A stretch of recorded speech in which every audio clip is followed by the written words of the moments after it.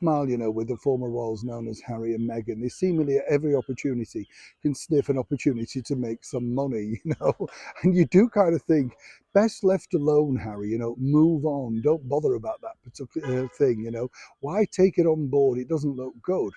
And of course, when they've moaned about their own personal sort of privacy being invaded on many different occasions, you have to say to yourself, well, you invade your own privacy every time you go out, don't you? I mean, particularly if you are Prince Harry, because when he appeared on those chat shows, he really didn't do himself any favors, did he? I mean, the bottom line was he didn't do himself any favors. End of story. Fascinating to note now, though, that with this breaking story over here by his former first girlfriend, that Harry is more than annoyed. In fact, well, many people say he's furious. As ever, let me explain. Hi, good morning, Neil Sean here. Nice to have your company. I hope you're all keeping well today. Fine and dandy. Nice to see you. Whatever you're doing, can you hear those seagulls, by the way? City gulls, I think they're called, aren't they? They're not seagulls, because obviously we're miles away from the sea here in London. Well, unless you know the United Kingdom, we're about an hour away to that wonderful Regency town of Brighton, if you can get a train and they're not on strike, of course. Yes. Just leave that there. It's sunny days like this where you think, oh, just love to be sat near on a deck chair with an ice cream drifting off, wouldn't you?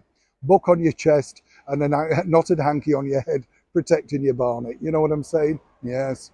Back as ever to your breaking world story of the day. The story broke at the weekend, and many people insiders knew exactly who this lady was, but she's saying that she was kind of forced out by a social media WhatsApp group.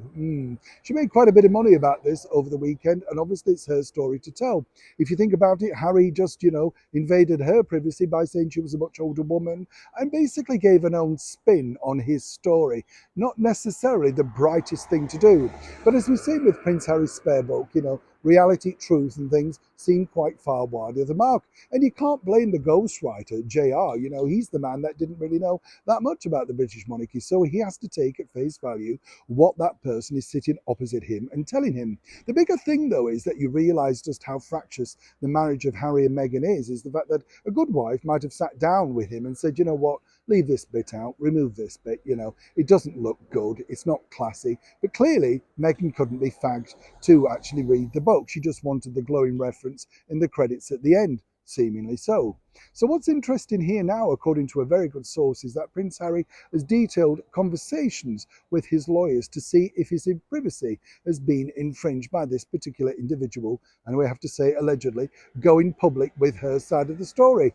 I think Harry will find out very quickly, no. She can do exactly what she wants because you broke the golden rule, and her claimant will say, well, she had to expose herself because the media were circling and wanting to know exactly her version of events. As we told you recently, she's had many other offers. She could become incredibly rich off of this. Now, while Prince Harry might be upset and feeling hurt and, his privacy's been invaded, he did it himself. End of. There's no two ways about it, Prince Harry really decided to open that can of worms. But it's interesting to note, isn't it, that the book now focuses on this and not really about the revelations and the fallouts with his former family that he wants it to be.